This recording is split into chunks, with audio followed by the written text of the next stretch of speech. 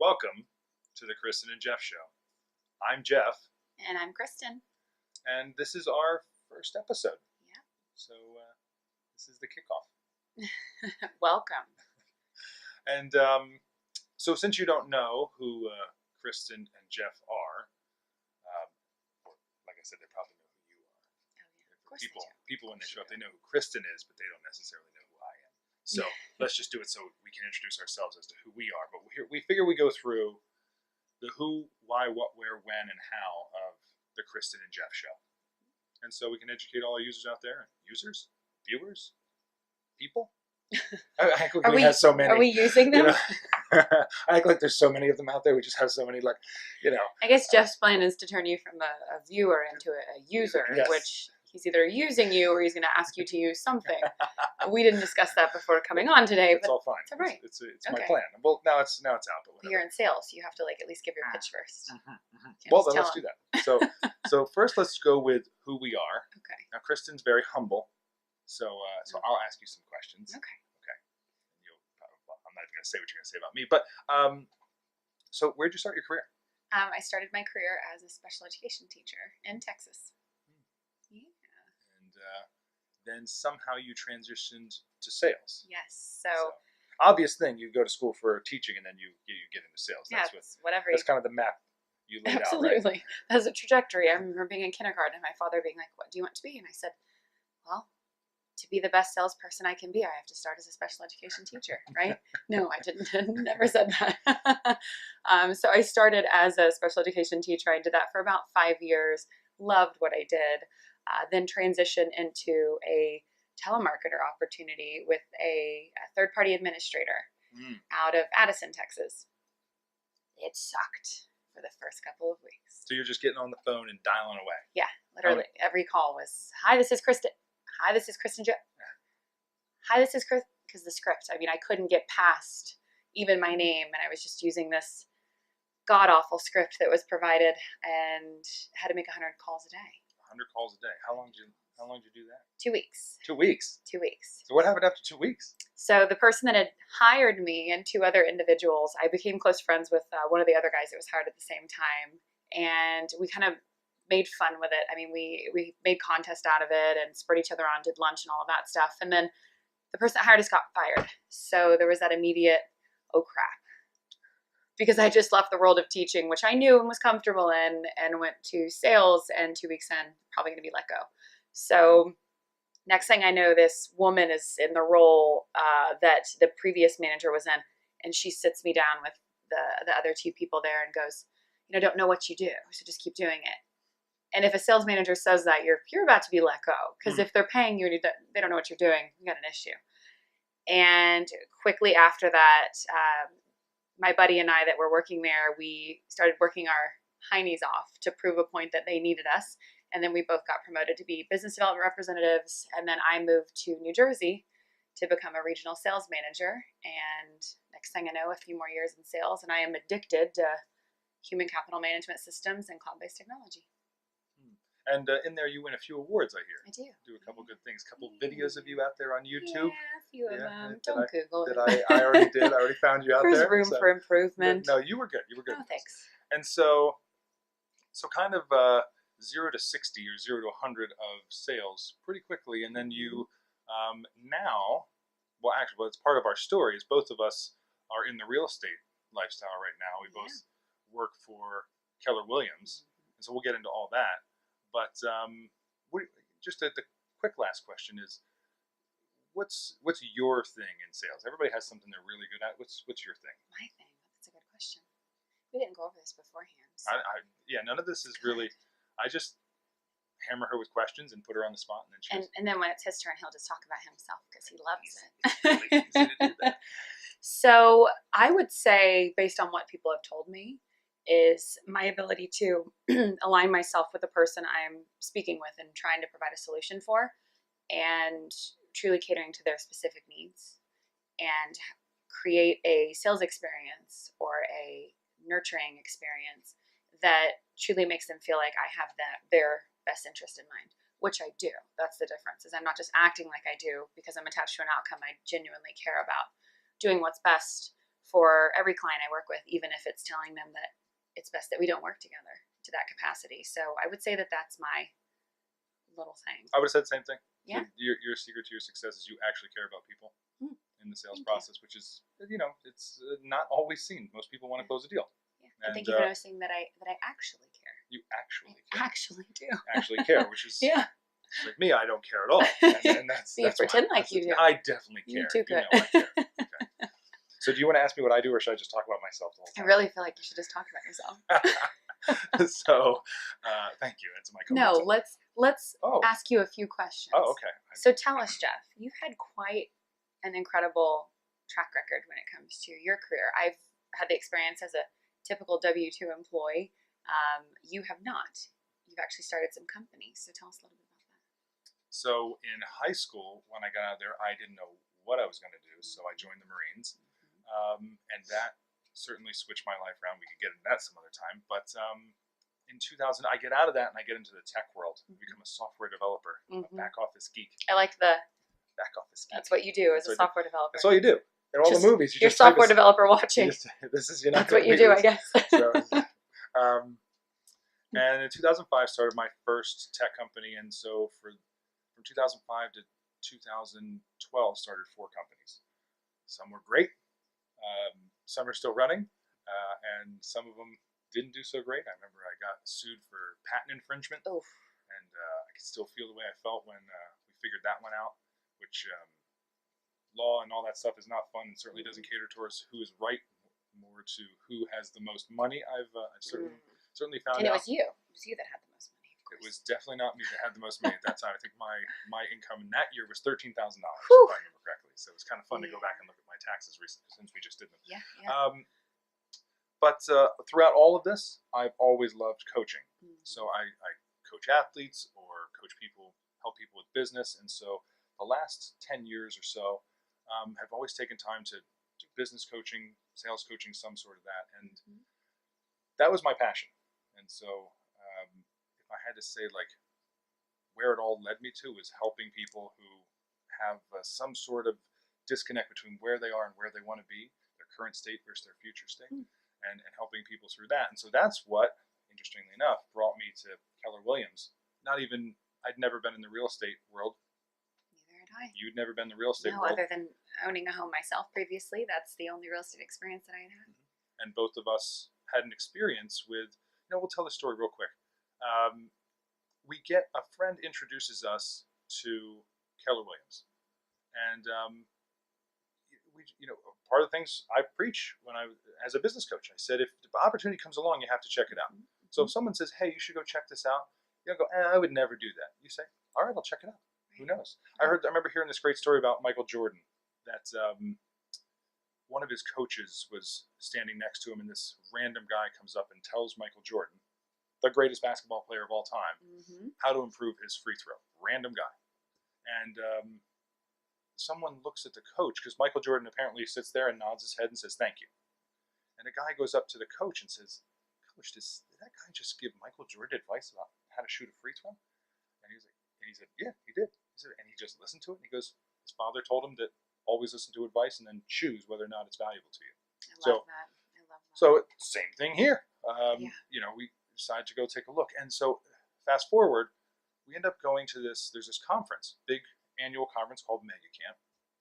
And right before that, Hurricane Harvey hits in Houston. So this Mega Camp is in Austin? Austin, right? Yep, that's where we originally started, Keller Williams. It's in Austin. And the hurricane hits Houston. They changed the whole event from Mega Camp to Mega Relief and bus everybody down who was supposed to be there for, what a conference is. It's fun times and you're doing cool stuff in the conference. We also... general sessions and intense learning and dinners at night and having fun. And it's all about, learning and letting go and having a fun 3 days. Yeah. They changed that to Mega Relief, which is going down and supporting people. I forget how many agents, 10,000, 12,000 agents just go down and demuck homes, pack lunches. And we had that experience together. And it was kind of like, well, if this is the type of company that does that, we want to be in this. We want to be in this world. This world's neat. So this world's got something to offer. This world's something we haven't seen before. It's selfless. It's an incredible thing to witness that, to be, with an organization that doesn't just do, periodic philanthropic things, and then post about it just so that people go, oh, that company is philanthropic. But rather more so, they completely shift a massive conference to be one where we are, like you said, demucking homes. Like, it's not like we're just, doing little odds and ends, or they're just saying, hey, go here and see if there's anything you can do. They've completely planned everything to make sure that we were in the places that needed the most help, doing the work that would take months or years for relief to arrive to, because it was so catastrophic, as you all may know. So it was incredible to be a part of that. And then the fact that it wasn't even blasted over social media how selfless and philanthropic Keller Williams is. It was just what you do. You just go and you're helping people, and it's just ingrained in the culture. It's not something they do for any other reason than it's just what you're supposed to do. Yep. So hopefully that answers. I don't know, maybe we can get too off track of who we are, and so now let's go into what we're doing. What are we doing? What are we doing? Here's what happened. When we were at a separate conference, we decided to do recap videos so that all of our agents, because we manage agents now, we're team leaders. So, Kristen, you have 260 some agents in your office. Yes. I'm in a separate office, and I have 130 some agents. And I wouldn't say we manage them, but we manage the entire office, right? We work with them in whatever capacity they need, whether they need coaching, training, mentoring. We find that stuff for them. So we were doing recap videos, and got wonderful feedback on them. We did, yeah. Had a lot of fun doing it. And we said, you know what? Why don't we create a show that talks about really anything we want to talk about?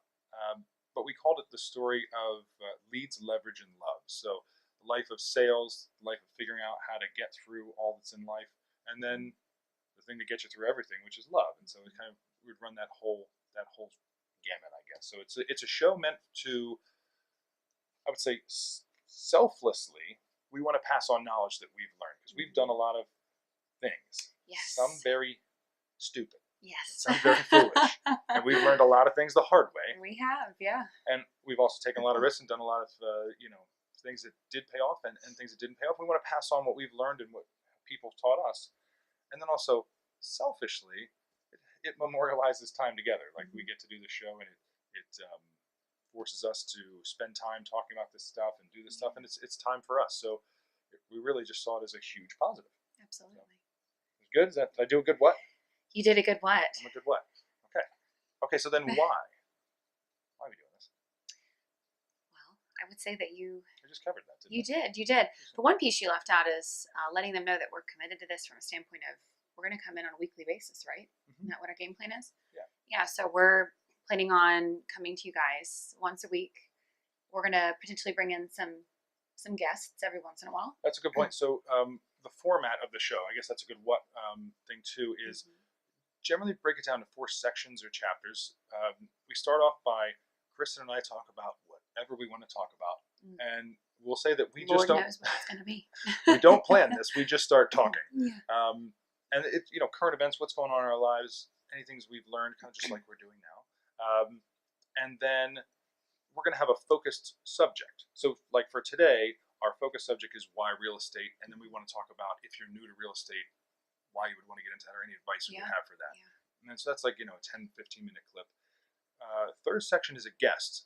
So we want to bring in guests that are really valuable, not just in the real estate industry per se, but people who it's going to be around 3 things: leads, which really means sales, because the difference between, owning your own business and working for someone is your ability to generate your own business. Yeah. So, and that's leads. So it's about sales. Leverage is about really running a business. Yeah. And love is about love. And so there's a lot of people who can fit in those 3 categories. Absolutely. And so we want to do that. And then 4, we want to give a message about love.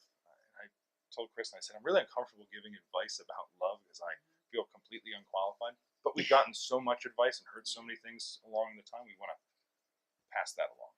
Yeah. So absolutely. Or even sharing personal stories and experiences that we've had, not even more so advice, but just own experiences as we've come along over the years. Yeah. We definitely have a lot of that together. Yes. And so with where, do you want to cover? Sure. Where's where? Yeah, so we are in the burbs of Philadelphia, and we do some traveling. So we may be coming to you from other places in the future. I'm from Dallas, Texas originally, so who knows? Maybe we'll come in from there at some point. Maybe Austin, Texas, because that's where we go for quite a few conferences. California. Next year, we're going to be in New Orleans for a conference. So for the time being, outside of Philadelphia in the burbs, and potentially other places, just depending on where our guests would like us to be.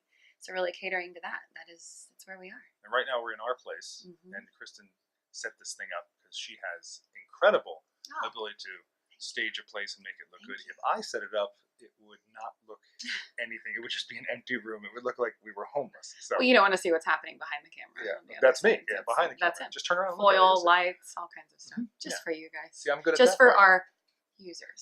Our users. Just all we want you to do is become a user. Of what? I don't know yet, but I think he's planning it. You're welcome. And then when is, well, we're just doing this, we get up way early. Yep. On Thursdays or Fridays. Yep. So I guess we're going to look to release one every Friday or Saturday or something like that. Yep. We'll figure that out.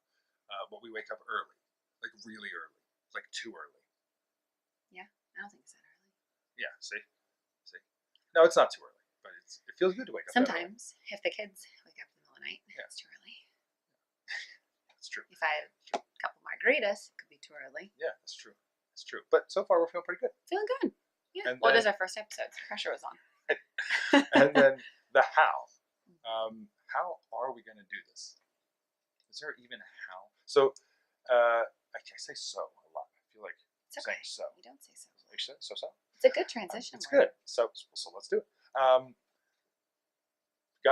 We got kids, jobs, life. Kristen's family is in Texas, which we travel back there once a month, once every 2 months. Yeah. We are two people who believe that time. Actually, you have this great quote. Time enjoyed wasting isn't wasted, right? Yeah. So we never feel like we're wasting time unless we're not having a good time. We focus on really enjoying ourselves. So the how is that we enjoyed the fact that we thought this was going to bring us even closer, and just the ability to look back. Because I had done a podcast before a couple years ago, and it brought me such joy recently. When we were talking about this, I went back and looked at it. It brought me such joy. It had a great name too. What was it? Cleats and Cufflinks. So good. It was because I was in the sports industry, and it talked about everything from the field all the way to the boardroom, and it was a lot of fun. Mm-hmm. And so we were like, since this will memorialize what we're doing here, that's just fun too. So how we're going to do it, we're just going to do it and just make it happen. And I guess we didn't talk. If people like this, then we'll keep doing it. And if no one watches this, if we only get one user, and that person doesn't like it that much, then maybe we'll do 5 or 10 episodes. I think we're kind of committed. Let's do 10 episodes and see what people think. See if we're connecting with people and helping and offering value. And if so, great. We'll keep doing it. And if not, either we'll change or do something different or whatever. So we're kind of just open. And I think in that sense, we want to treat this like a business in itself. We're starting a business, not necessarily looking for income. Kristen said she wants to make millions of dollars off this, but I just said I wanted to help people. I remember correctly. That was you, sir. Okay, I said I wanted to make millions of dollars off. I want users, and you wanted to help people. Which is weird. I'm just over here like, I just want to help them. I want to share with them the information that I get on a daily basis, and Jeff's over here like, I want users. I want users addicted to C&J. So no, so we'll figure out where we go from there. Yeah. So Good. Let's talk about real estate. Yeah. I'm pumped. All right, so we're moving into chapter 2, section 2. Yes. Right, so we have 3 questions. First one is, why real estate? So why real estate? Why real estate? So, man, that's the first question we typically ask people when we meet with them, isn't it? That is whenever I meet with an agent, whether they are just getting into the business, actually not even in the business yet, or they've been there for 30 years, and they sit down and say, why real estate? Why real estate? And the reason why we typically ask that question is we want to get an idea of what drives them. Some people get into real estate for control of their schedule, for flexibility, because they have that entrepreneurial mindset of wanting to be in control of their income. Some people get into it because it's fun, and they sold a friend, or they had a friend that was selling a home, and they were complaining about their agent, and so they're like, oh, I could do better at this. We see all sorts of different reasons. My reason is because I had become quite comfortable in human capital management sales. I felt confident with what I was doing, And I was in a place where I just was doing it on a daily basis and I loved it. But I was just kind of going through the motions and I didn't want my life to be like that. So what better industry than real estate? To feel like every day you may wake up and think you know what you're doing, but no, you have no idea, because it's a relationship building industry. It is ever changing.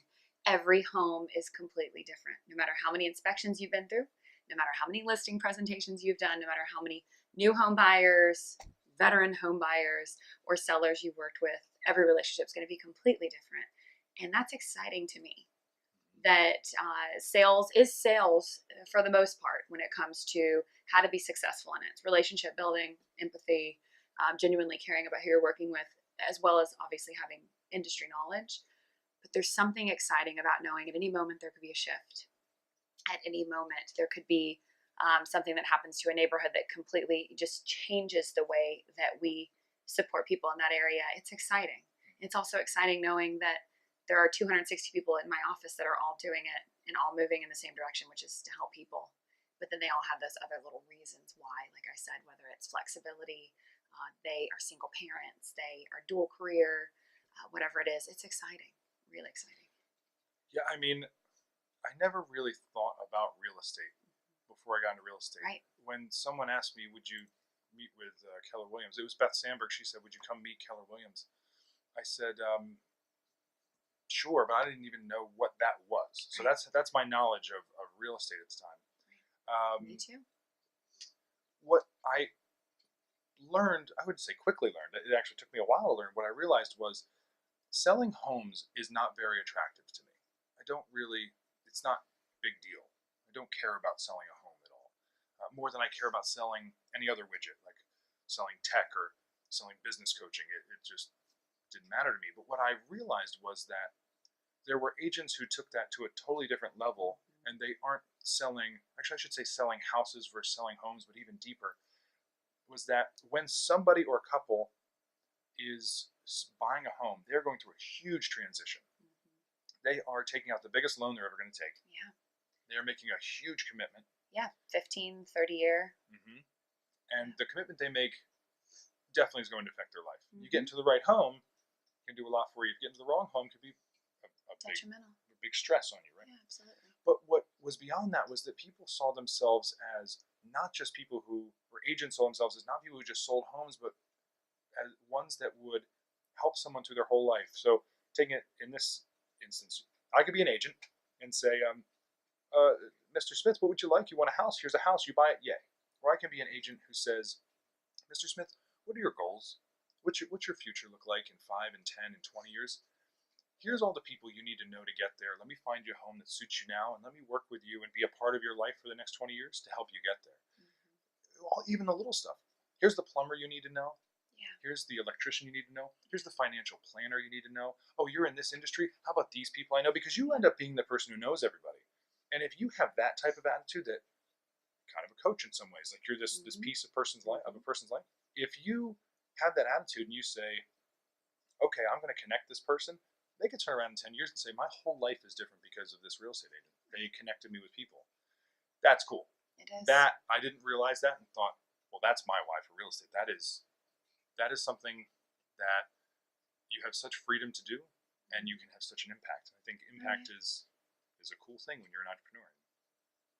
What's interesting about what you shared is that our whole experience in interviewing with Keller Williams, since we're employees, so we didn't just get to choose our brokerage. We actually went through this intense and very invasive interview process that was incredible.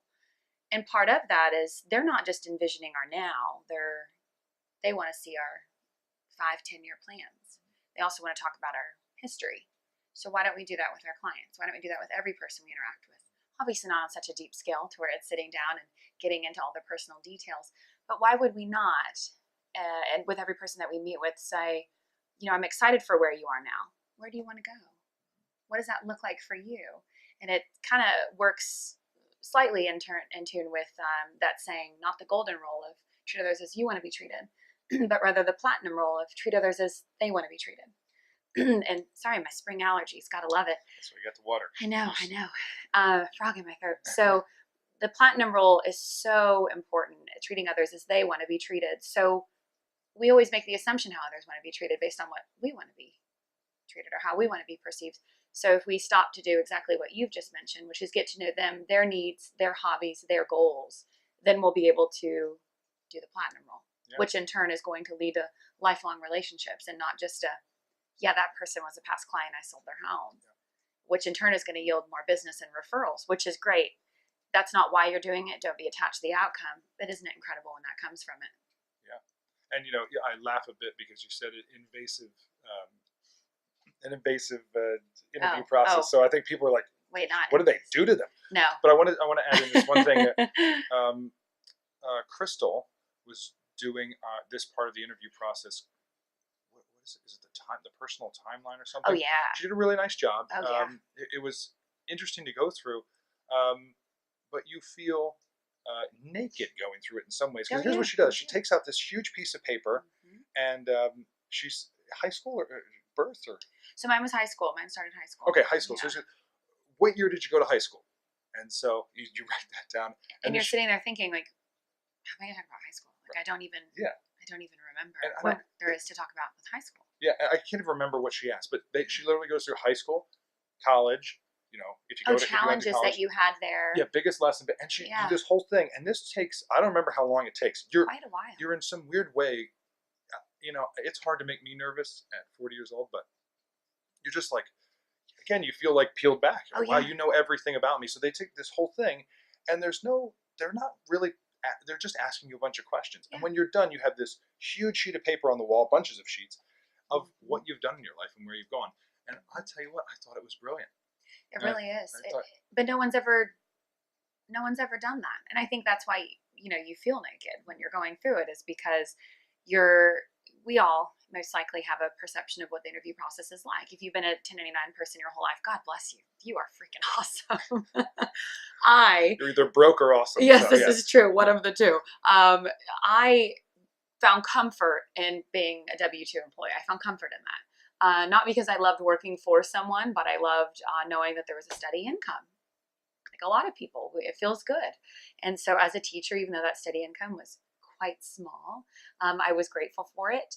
And so there was something about someone sitting down and saying, yeah, I want to know all about everything. That to me was like, oh my gosh, like every interview process I've ever been through is looked at my resume, done a background check, passed that, whew, we're good. And for the most part, if you're qualified and you're better than the other applicants, a better fit, you get the job. So this to me was like, wait a second, they really want to know who I am, where I've been, and where I want to go, which was wild. And then to see it up there on paper was crazy, because had you ever done that? Have you ever written down your biggest challenges in high school, college? No, I mean, at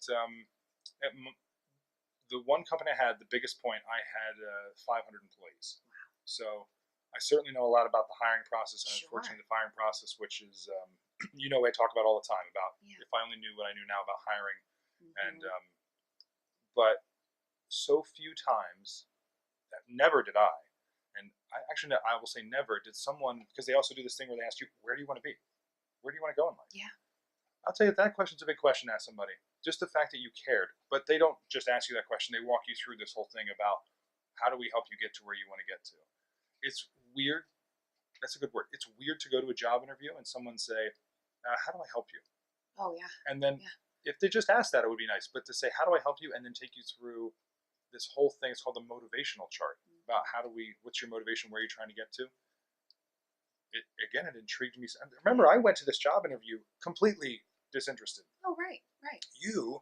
I went in and was already exploring opportunities with other companies that I really loved and respected. These two other organizations in my industry. So these two other organizations that I was pursuing and talking to frequently, I really was looking forward to being with them. It was a really wonderful, exciting opportunity for me. And it was just a matter of which one was going to be the better fit. And it blows my mind that now in the final hour that Keller Williams, jumps in, this opportunity jumps in that you presented me to shortly after you started. And to go in there and be so intrigued with the fact that these two wonderful organizations that had done the interview process great, just like I'd always experienced, Keller Williams was giving me one that was truly wanting to know what my long-term goals were. And I can honestly say with the other organizations, I I wasn't sure what my long-term goals were. I felt confident that I could be successful there and that I would love it there. But I saw that being as something that would be a few years, and then a few years after that, I'd be doing the same thing I started doing, which I don't know if that's the way that I want to live my life. I want to constantly be challenged. So Keller Williams showed me that if you become complacent in a role, well, there's all these other roles, teaching opportunities, mentoring opportunities. There's so much more than just where you're starting. And that to me was something I had to be a part of. Yeah, I mean, it was just a cool experience, Nice. cool opportunity, and to be honest too, I thought, working together with the person you love, and if you haven't figured out, I'm wild about this woman, that's a big choice to say, Yes. are we going to work together? Mm-hmm. And I can't say how, but as I was coming up, I thought, not only am I intrigued by real estate, but I think that this is something we could do together that's going to give us just a whole bunch of fulfillment from it. And if anything, we were right about that. Mm-hmm. Taking this and doing this together has been so fulfilling. There was the funny point when we first started, we're like, we are literally in the real estate industry. Combined, we're helping, coaching, mentoring, finding training, whatever it is for 300 agents. Right now, 400 agents combined. 400. And we've never sold a home. So it was cool starting from there and realizing how much value you can add and how much you have to learn and all that stuff. So again, real estate world is just wild. So let me transition that into, how is sales different in real estate? So from a standpoint of sales, I definitely see sales as being something that you can do in any industry. Because at the end of the day, my version of what I see sales as being is relationship building, and then maintaining that relationship while also providing information and being the primary resource, the consultant, so to say, for your industry, whether it be cars, payroll technology, widgets, convincing users, or real estate. It's mastering that craft, but doing it in a way that you are completely humble and still, engaging in the platinum role, so to say. And so with that being said, the biggest difference I've noticed is that, like I mentioned earlier, every day is different. So in some industries, there's some consistency, right? I would say there's probably consistency in payroll technology, because at the end of the day, everybody needs to cut checks. Everybody needs to file taxes. So there's some bit of consistency in payroll. I would say that there's not a high level of consistency in homes, because if you have a bad weather spell, it could impact people's likelihood to go out and look at homes or want to sell their home because they get uncomfortable. Holidays, the market, the shift. So the industry is ever changing. Now, sales is that way regardless of the industry, but I just noticed that there's quite a difference between what Monday could be and what Tuesday could be in real estate. And I love it. And I see that a lot of people are very successful in that because it keeps them on the edge of their toes. You can become complacent in sales. If you have that stability, like I mentioned in payroll, you can become complacent. But in real estate, it causes you to stay quite just incredible at your craft, so to say, because every person's needs are entirely different, and every home's different, every day is different. And so I like that excitement. And so I would say when it comes to real estate, that's the biggest difference in real estate sales versus sales in itself in other industries from what I've seen. Yeah, I agree completely.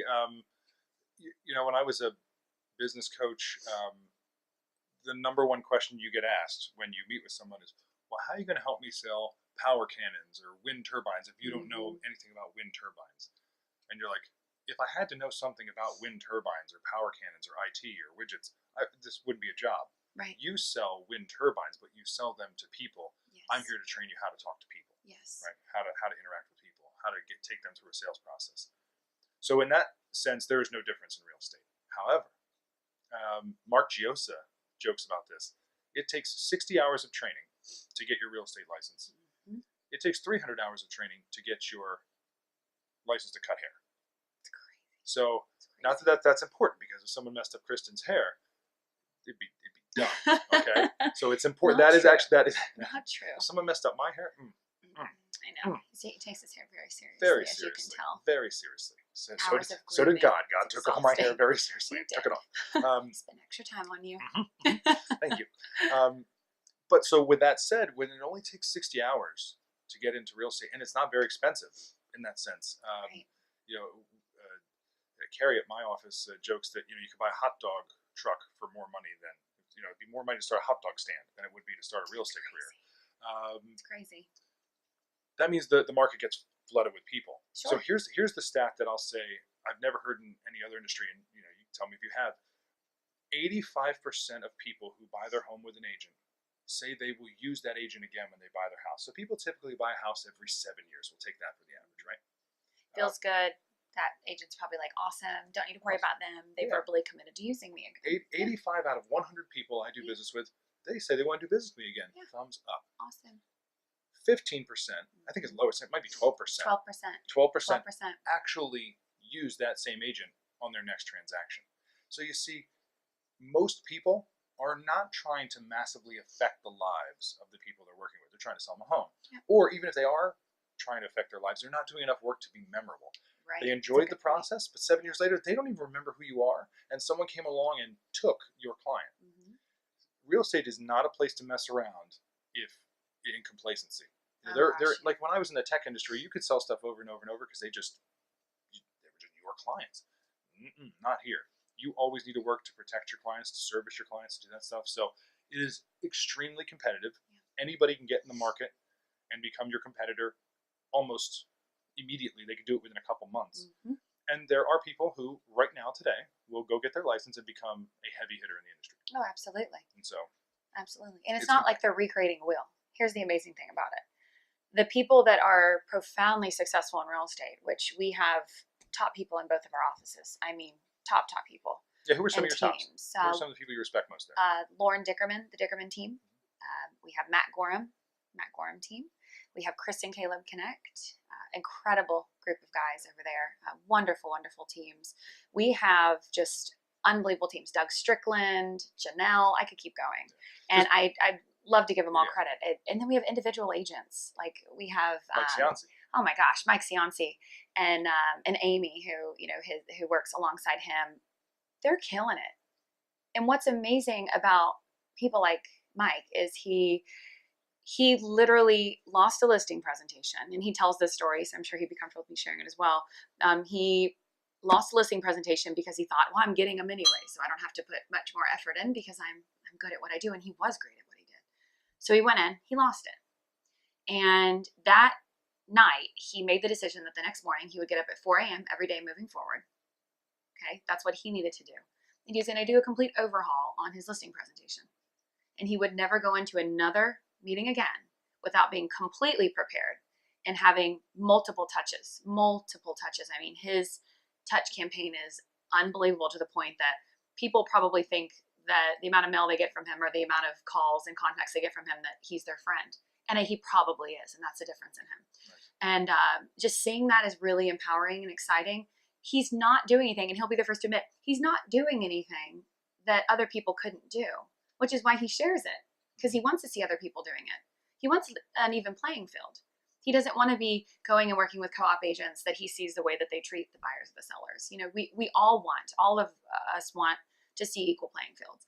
But unfortunately, even though we have books like the MREA that are giving us specific guidelines or specific paths to follow and suggestions, people are like, no, I'm good. I'm not going to do it. And then they're kind of floundering out there in the world of real estate, kind of more like a real estate club, which is fine for some people. Some people just want to sell a home or two a year, and that's awesome. But if you're looking to be number one, to really be profoundly successful in this industry, you don't need to recreate the wheel. You got to care about people, and you got to have refined processes, and you have to be intentional about them. That leads into the next question with a short interlude that if you ever hear cats, it's because we have cats. Mm-hmm, we do. So, well, you have to say how many, though, because sometimes people say cats, and they're envisioning our users are envisioning 20 right. I don't cats. want them to think we're weird. We have 12 cats. So we just have 2. Okay. I only have 2, and one of them has one eye. His name's Mac. It's like 1.5 cats. He's awesome. Aw. That's sad. He's a whole cat, just with one eye. They're rescues. They're so awesome. They're awesome cats, Mac and Liv. Mac and Liv. So if you ever hear a meow, just them saying hi. Yeah, Mac's taking care of a little business over in the room next to us, but you probably can't hear that. TMI. Oh, good God. So anyway, back to our show. Anyways, it was getting intense about real estate, and here we are. I had to cool off a little bit. All right. So what is your advice for someone new who wants to get into the industry? Ooh. Immediately surround yourself with people that are going to support you. So that doesn't just need to be family and friends, because some of us don't have that luxury of having family and friends that are supporting us. Maybe you moved to somewhere new and you just don't have that. So it's a matter of being a part of communities that support you. So the community could be your brokerage. Every brokerage is completely different. I know that at our office, Keller Williams is a franchise, so I can just speak to our offices and our experiences because we have the same owner, the same operating principle. But our office is all about culture, collaboration, community, teamwork, and just a positive environment because everybody wants to see each other be successful. So in turn, when people come into that, they have everything they need to be successful. And unfortunately, I do hear in talking to agents from other brokerages or people that, went a route of not having community or not having support, and they felt defeated or they had to jump in and do something different. So they kind of had their dream squashed. And so it's really important that not only you have that intrinsic drive, you remember your why for getting into the business, but that you surround yourself with people that remind you of it, because it's hard. I mean, I have days where I am thinking, oh my goodness, this is really, really challenging, really challenging. And then there are other days we're killing it. So it's nice to surround myself with people that are like, you're doing a great job, or what can I help you with? Where do you want to go? How are we going to get there? And that's key, in my opinion, to being successful in real estate, to doing it. Yeah, I don't want anyone to undervalue what was just said. I mean, Kristen's a brilliant salesperson, constantly is at the top of everything, driven, beautiful, amazing. Oh. So anyway, thank you. We can keep but going. again, if you can't tell, I'm nuts about her. But the environment you're in means everything. Yes. There's often times when I get into a class with new agents, I say, when you started your real estate career, who here had their mother or father tell them something disparaging? And everyone goes, their hands go up. And then who here had their best friend say, are you sure you want to do this? It's not that they don't care about you. It's that, one of our coaches would say, you don't run towards pleasure, you run away from pain. They just don't want you to get hurt, or they're scared, or all these things. So what she's telling you is so important. If you're going to start your career, if you can find just one person who you can come home to and they'll say, you're awesome. You did a great job. That you can meet up with. There's groups. There's so many real estate groups, even on Facebook, virtual support if you don't want to be out there being social with people because you're nervous. Because it reminds me of the Samuel Beckett quote, which I love so much, which is, ever tried, ever failed, no matter. Try again, fail better. You need to be around at least one person, if you ask me, or at least have this in yourself, where you're going to try something, you're going to mess up, because in real estate, you're going to mess up. That's that simple. There's just too much going on, and you're going to get a little bit better. Yeah. And you're just going to keep doing it, until all of a sudden you turn around and go, whoa, I'm a business owner, and I have my life. So I think it's brilliant advice. What I would add on with all that being said is I would read 2 books. The One Thing by Gary Keller and I think that's Jay Papasan. Right here. Well done. Thanks. I knew this. I planned this. And the MREA. So that's the Millionaire Real Estate Agent. This one? That one, brilliant book. Yes. Right? Because this more talks about you and your mindset. What's going to drive you. The Millionaire Real Estate Agent. This book, this is more for me. So I remember when I came into this industry, they handed me this book, and I literally thought, this is going to be the cheesiest book ever. It's going to be, here's how to make $1 million doing real estate. It's going to be all cheese, no substance. Because a lot of sales books are, unfortunately. And I'm a business coach. Just do this and you'll make $1 million. Yeah, and I'm a business coach, so I feel like I know a lot of stuff, so I don't need, this is whatever. Page by page, I realized this is not a book about real estate. This is a business book, using the real estate industry to teach it. And so what it does is it literally maps out how to structure your business to net $1 million. Are you laughing because there's a cat there? The cat's about to pounce on us. They're being a little crazy. But it really does. It literally tells you everything you need to do in detail and specificity on how to net $1 million. If you get half wrong, right? You're netting $500,000. It's called, Not how too I think shabby. about it. It's just like the way, and people read this and they call it the Bible here. It's a brilliant book.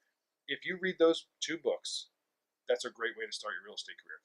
If you read this book and you don't understand 90% of it, I'd say you're right on track. Mm-hmm. You're like, because if you're like, oh, I get it, nobody gets it. I don't get this and whole book. It's not just about getting it; it's about applying it. Mm-hmm. So if you get it, then you have to start applying it. So that's the thing that's empowering about this book. So often I read books, whether it's like a self-help book, like I have one, not back here.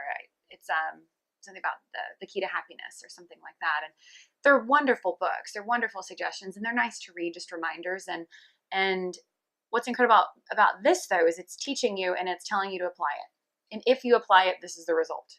Right. So if you do not have the results you want, great if you got it, but did you apply it? So it's a completely different mindset here. I mean, the one thing is teaching you about the importance of not multitasking in a world of multitasking, which is hard for me because I love multitasking. I'm like, oh, how much can I get done at one time? But that's not really what we should be doing, especially in business. So this is getting your mindset right, okay? And then the MREA, with the Millionaire Real Estate Agent, is giving you all the tools and the processes to be successful.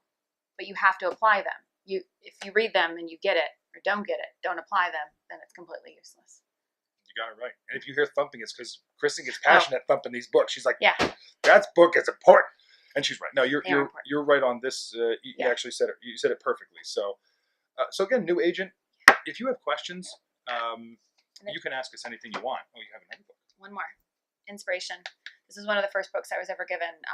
When I, shortly after being promoted to business development representative from being a telemarketer, 212 degrees. And if you've read this book, I mean, it's not really one that you like read. It's just quick quotes. But the difference between water and steam is 1 degree. And in every industry, I feel like the difference between those that succeed and those that don't is a slight difference. And it's those that are choosing to apply the knowledge and wake up every day with intrinsic drive and be selfless and be impactful and intentional. That's the 1 degree. Okay, well, so hold up this book, which I have never read. So she's now challenged me to do this. So thank you. You're welcome. Now I get to read that too. I like it. I'm already excited about it. So hopefully that was helpful for anybody who's just interested in a new career. There's obviously tons to do, yes, but at least of where to start. And now, really, we get to our last section because we don't have a guest today. And so I don't know when we're going to have our first guest. We're going to do a couple episodes and see how that works. We got plenty to talk about without a guest. I'm not worried about that. We can yap forever. We can. But we wanted to finish it off with something about love. And so there's just so much that goes on in life. We talked about this. I feel incredibly fortunate to have met Cristen. I actually met her when she was a speaker at a panel. She was on stage talking, and well, let's just say we made eye contact, and I wanted that again. There's a long story in that, I guess, but or not really a long story. It's a good story. But so often, time keeps going, and you can lose a lot of it just by not respecting how important it is. And so we just thought it would be valuable that at the end of this to talk about love in some facet, to pass on something we've learned. Again, I'm wildly in love with this person and enjoy my time with her and just respect so much what we're able to accomplish together. And we feel like we're on, turbo sometimes. We're just doing so many things, but all of it we focus on is, and remind ourselves about, is it really doesn't matter what we're doing. It matters that we're doing it together, and we're remaining humble, we're remaining respectful. And, she's the type of person who makes me feel like she literally cares about me more than she cares about herself, and she's in many ways taught me the same thing. And so I guess if I'm passing on, or the theme of this is, one of the things I liked about this is when you put yourself out there and hold yourself accountable to things, great things happen. So here we are on a show, and we're saying at the end of every show we're going to talk about love in some facet. So how could we sit here and talk about love and respect for each other and caring for each other if we don't do it from now till the next show? Right. So it makes us accountable. And I think when you do things like that, to hold yourself accountable to your partner, to your children, to your mother, to your father, to all these things, you get so much more fulfillment from that. And it's amazing what happens when you and you give to people. And so that's not only am I excited to pass on things we've learned, I'm excited for the reward of the fact that I have to show up here every week with you, which I'm so excited about. But also I know at the end of it, look, not every week's going to be a great week. Or actually, I shouldn't say that. Every week will be a great week, but not every week is easy. There's tough times. Yeah, of course. But love conquers all. So, we get to talk about what we've gone through and what we've learned and things we've gone through in that sense. So I'm just really grateful for that. Anything you want to add on that?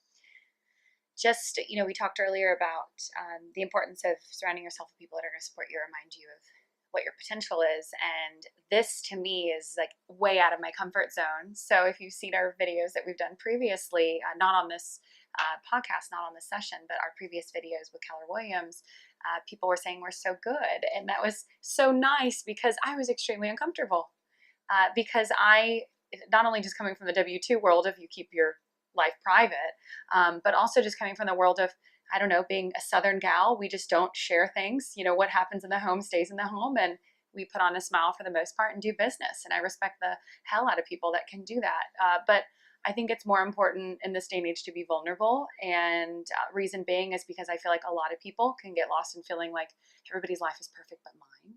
Everyone seems to be doing great, but I'm not.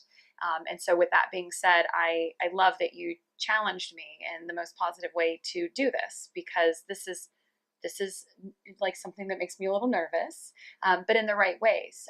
There are a lot of things about life that make me nervous. We went rock wall climbing, and I'm not someone that gets nervous easily, but I love that I'm constantly being challenged in all the right ways to be a better version of myself, and live life to its fullest, and that I have the best friend I could ever ask for to support me in that. And so I want to share that with people, because if I don't, I'm kind of letting myself down and not letting people know that they have the ability to be equally as happy, equally as successful, equally as fulfilled.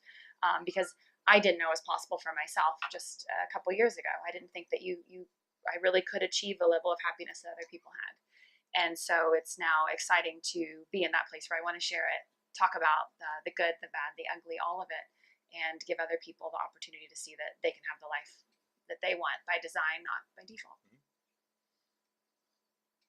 Like it. Believe me, I'm happy. I don't know. I'm just really happy about all that stuff. And then I think that in that sense, she's the good and I'm the bad and the ugly. But we'll figure that out just in case, guys. That's my best advice to you now. So look, thank you so much for listening, and we just want to hear from you. So here, how to contact us: CristenandJeff.com. Kristen has a special spelling to her name. So I do. Thanks, Mom and Dad. Yeah, Cristen. Yes. And then ANDJEFF.com. So CristenandJeff.com. In there, you'll find our Facebook. I think, look, the kids now, everybody can find everything now. Yes, so do I even need to say this? Put your 12-year-old on the computer, and they'll find us if you can. Yeah, and we'll be coming. Isn't it amazing? Yeah, and we'll come at you once a week. And if KristenandJeff@gmail.com if you want to email us anything, or putting up a Facebook page, just any way you want to communicate with us, and we'll find time to get back, and however we can help anybody in their career in any part of it, we're excited about. And so thanks for listening, and thanks for being our user, and we'll chat with you next week. Yeah, looking forward to it. Thanks, guys.